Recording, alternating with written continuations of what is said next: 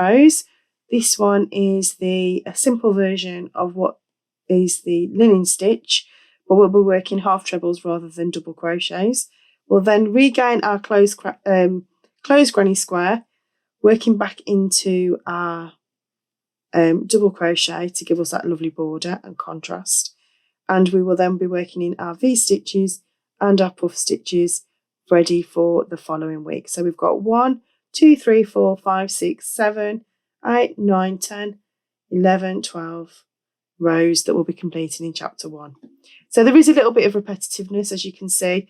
We have some rows that are duplicating themselves. So we will try and just create some videos that you can just follow along, just to help you just build it up, especially if you're a beginner. The more complex rows will come in the later chapters, but for now, let's just enjoy the first stage of chapter 1.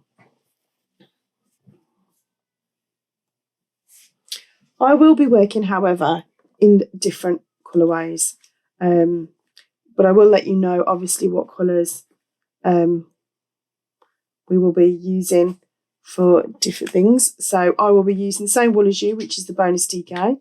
It does recommend, let me just move these wools out of the way. It does recommend that you use a size 4 hook, but should you have difficulty because you're finding that your stitches are too tight, is that the right way around? Nope, not the right way around. Is that you use a size 4, but should you be too tight, you can go up a size before you start. So if you have any scraps of this wool, I suggest you just do a little bit of a tension gauge just to see where you're at. The blanket itself will measure approximately 120 centimetres by 120, but it all is all down to your tension. So personally, I would just decide on whether or not you need to find a bigger hook or a smaller hook to keep your gauge where you need to be.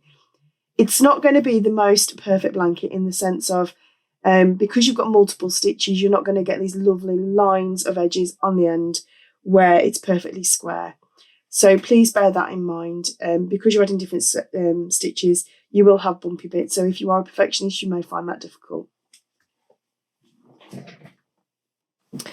So I'm going to show you how to do a magic ring. I'm not going to leave my tail too long, but I do like to leave my tail end quite long because it's much easier to weave in.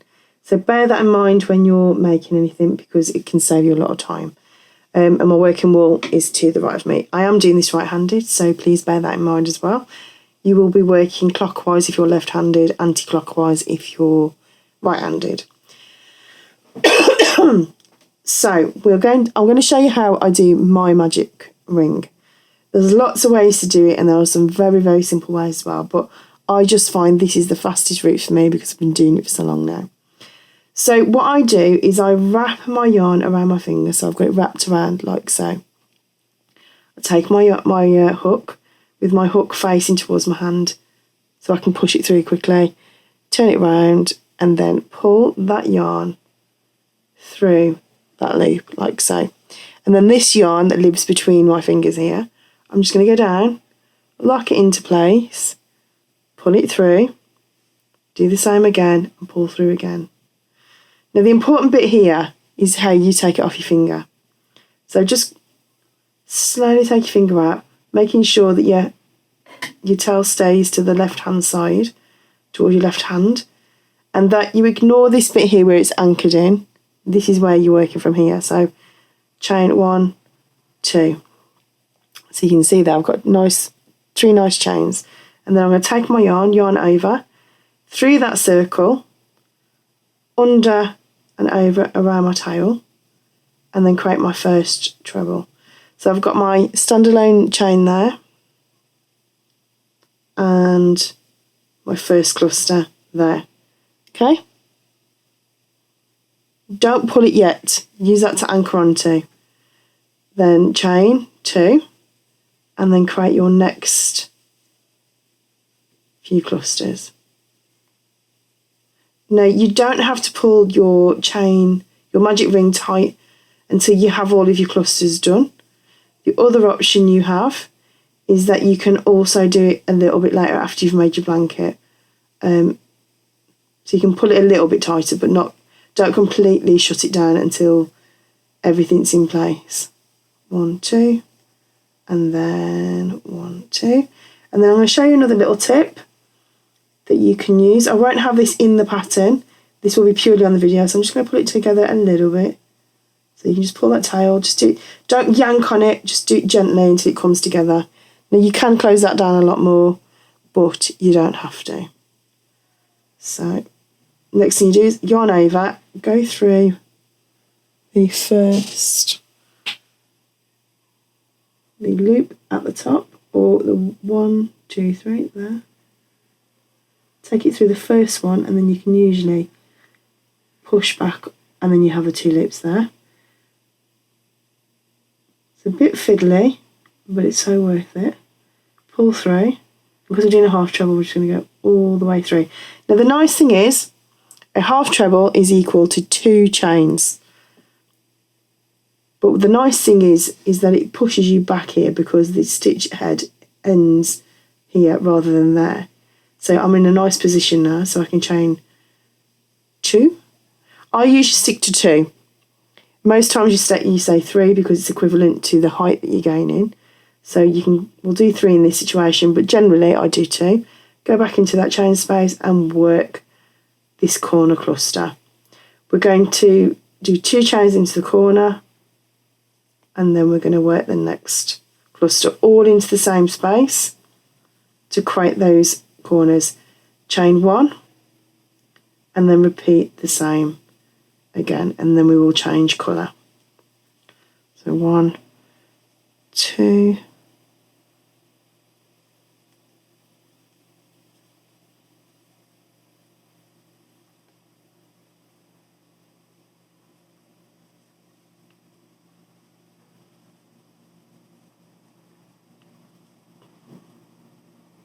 oh, I didn't do a chain there, come back.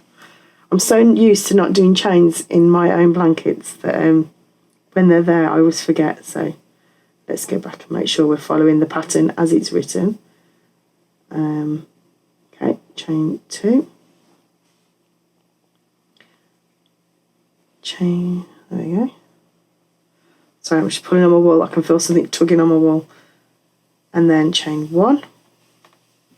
Let me just pull my wool a little bit because there's a little bit of a knot happening and it's changing my tension. So if you find that with your wool that you are pulling against it because it's knotted or there's something just stopping it from flowing nicely, just stop what you're doing and just make sure that you're getting it correct.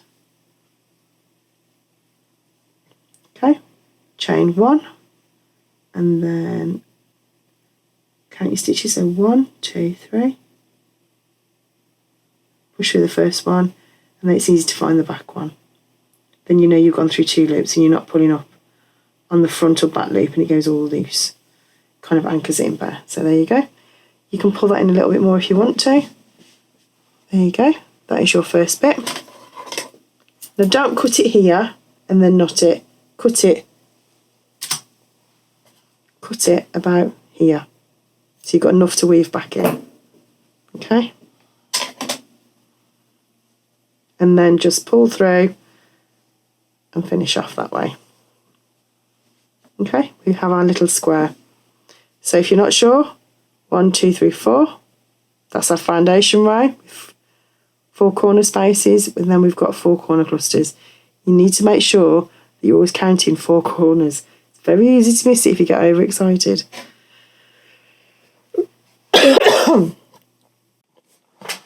So now I'm going to work with the next colour, which would be the frost blue. I will be using the mauve to make it. So I'm positioning where my wool finished there, a little bit further away from where I'm going to start. I've got my wool in my hand into its position there and there. And then what I'm going to do, a little bit like embroidery, I'm going to see how I'm pinching the wool there. I'm anchoring it. I'm going to place my wool on top so it's kind of anchored in, because this is where I'm going to be working from. And this is how I add colours to my makes. So as you can see, it's anchored in. So all I do now is I just pull that to the left hand side out of the way, and then just make. So that's how I add colours, but because we're going to be starting with the puff stitch, I'm just going to take that down to 2 chains there, yarn over and do this 1, 2, 3, 4. So you go through 4 times and you should have quite a good amount on there. So let's count them. 1, 2, 3, 4, 5, 6, 7, 8, 9. That's 9 loops, including the loop that was already there. Pull through all the way through, then finish off with a simple slip stitch. Then go 1, 2, 3, chain. So the slip stitch that we did doesn't count as a chain, although it looks like a chain, feels like a chain. It's not one that we're counting because it's part of the puff stitch. We're going to go yarn over again and repeat that again. So 1. Hang on, let's do that again. Count again. I lost what I was doing. I'm sorry. So yarn over, go through once. 1. Oh, my finger's stuck. 2, 3, and 4. And then just pull through and just wiggle your hook just in case you're stuck. See how I lost a stitch there? So let's just do that again. It's easily done. Everybody does it, and it's probably a good thing that you can see me doing it. Sorry, my dog is in here with me. So yarn over, go through the loop. 1, 2, 3, and 4. And then pull through that loop and slip stitch there. And then we just carry on doing our clusters as normal. Oh, pull my yarn, sorry. 1, 2, 3. Let me just go back again. I realised I forgot to add a chain. So chain, and then your granny cluster. My apologies. There you go. And another chain. And then we're going to work that corner. So 1, 2, 3, 4. If you're not sure, count how many you have. You should have 9 loops altogether. 3. Yep, 9. Pull through and then slip stitch. 1, 2, 3.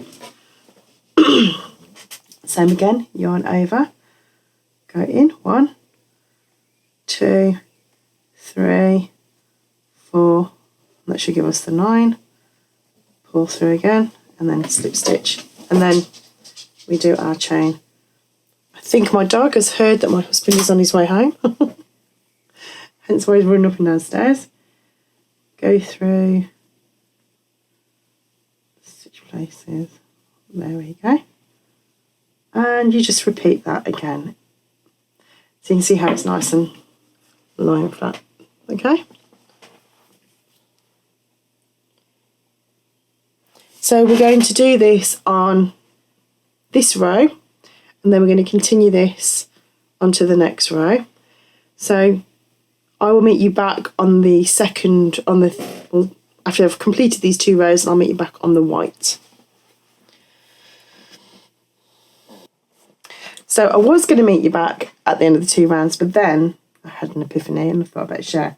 So you've got 1 or 2 choices when it comes to finishing off your row. So you can either go 1, 2 and work into the second chain.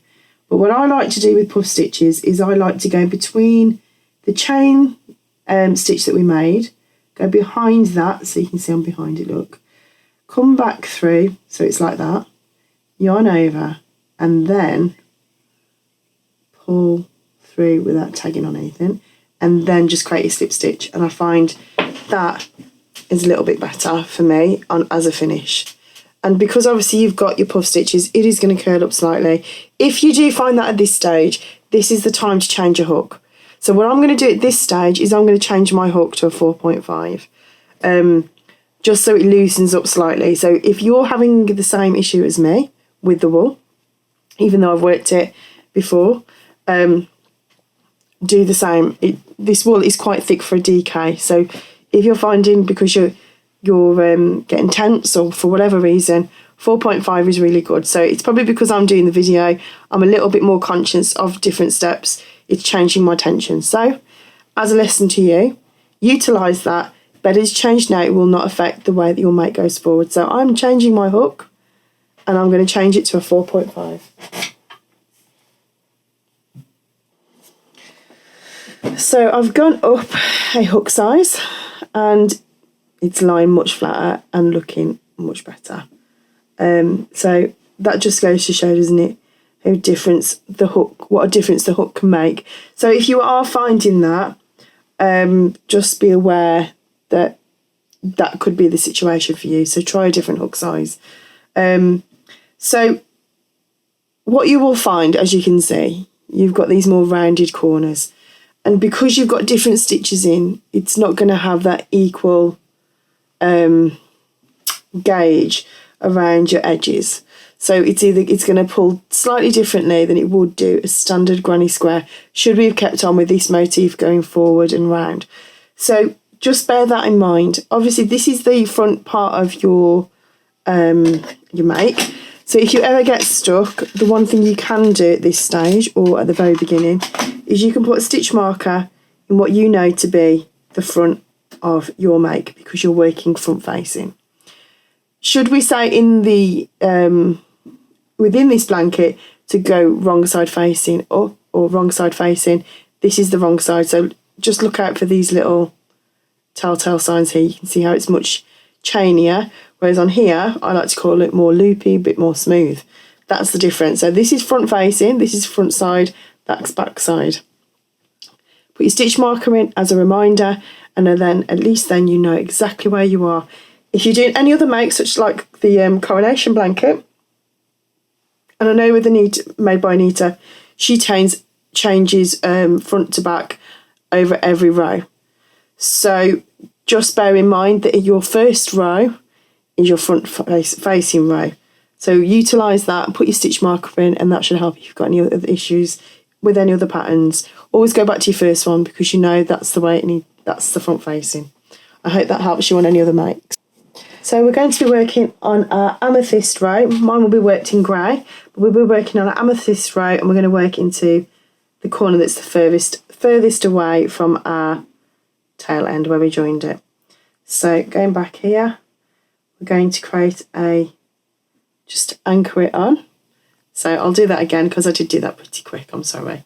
So just anchor your wool, push it against your corner, and then just pull through again and pull through again, double crochet, and we're going to work a chain of 3. 1, 2, 3.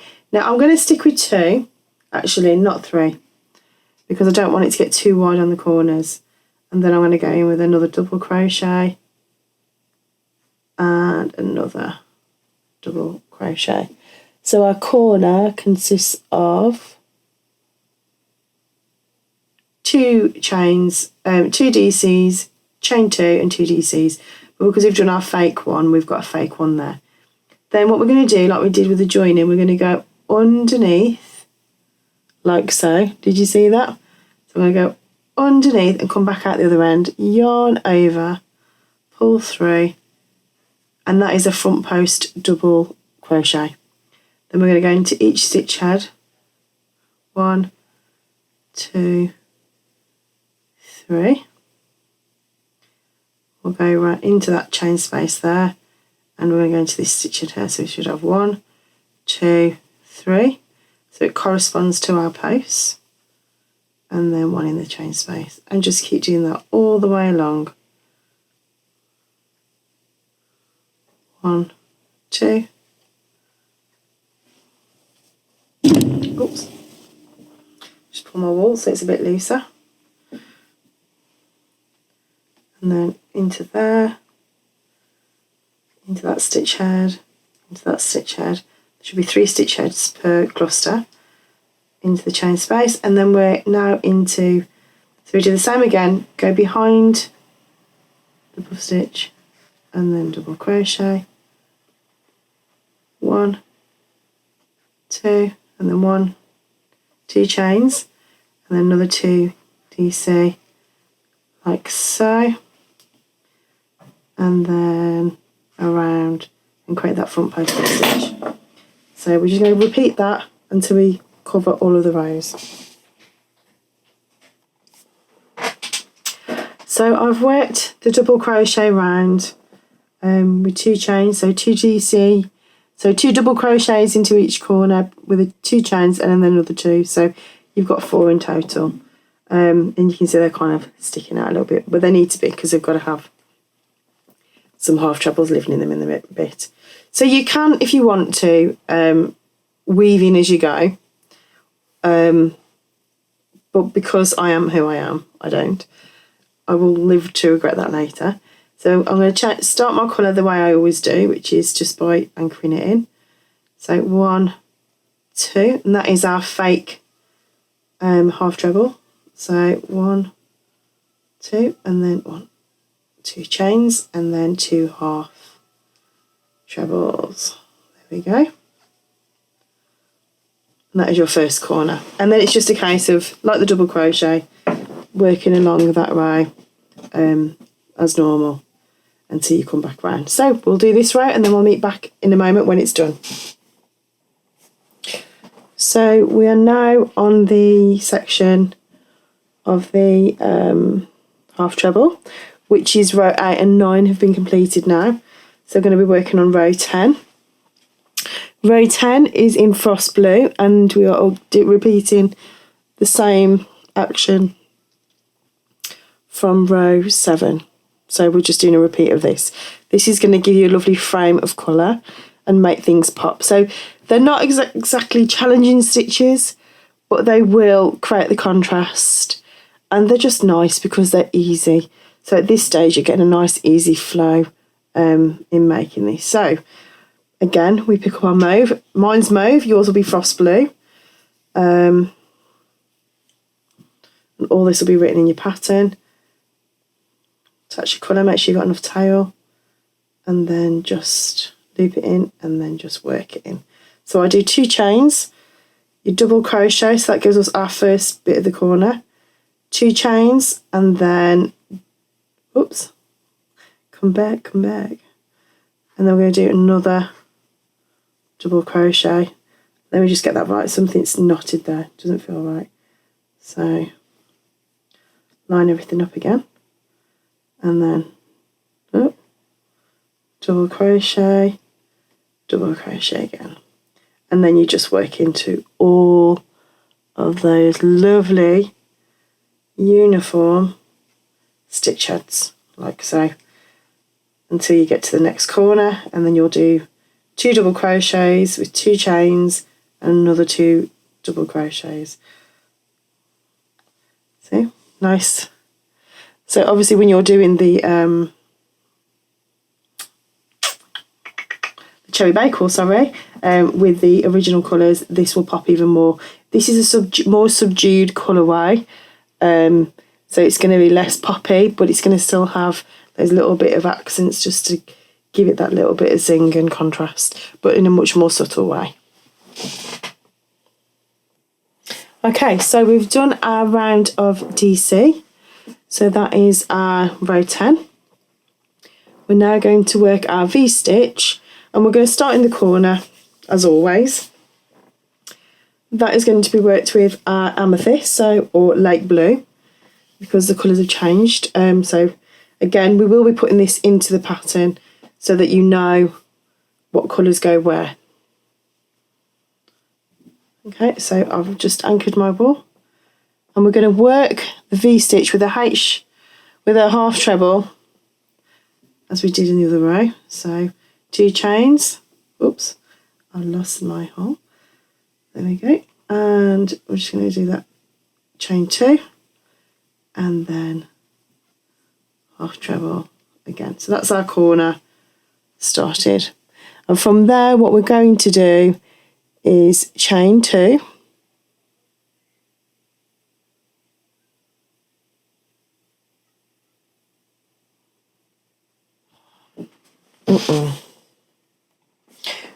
So we've started our corner with a half treble corner cluster, so chain 2, half treble, chain 2, half treble. So, and then what we're going to do is we're going to skip the first 2 stitches, yarn over, and then go into that 3rd stitch to create our first V-stitch. So 1 half treble, and then it's a chain 2, and then we're going to work back into that same stitch head and create a half treble. So it looks like that.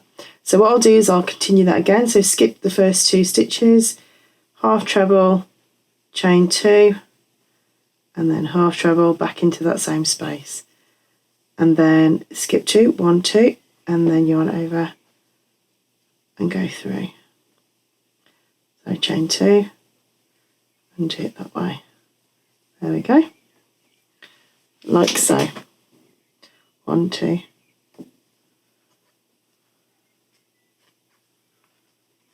And I will do that until we get to the row. So your corner here will be a half treble. If you have more than 1 stitch left over, so for instance, if you have 3, don't skip 2 and then go there and then be right into your corner. So make sure that you just, even if it is 3, just go straight into your corner. So if there's 4, obviously that's different, but if it's 3, you can get away with it a little bit, okay? So if it's not quite right, you can do that. So now we're going to do the puff stitch of row 12, attaching the wool, and we're going to work in between those V spaces, but we're going to create our corner, which is our half trebles again. That's wrong. Okay, so we're starting our row 12, which is our flowers. This would be in Ladybird, but obviously I'm doing it in a different colour. And we're going to be working a puff stitch into this corner, like so. So 1,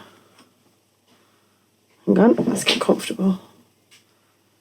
2, 3, 4, pull 3, and then 1, 2, 3. Repeat.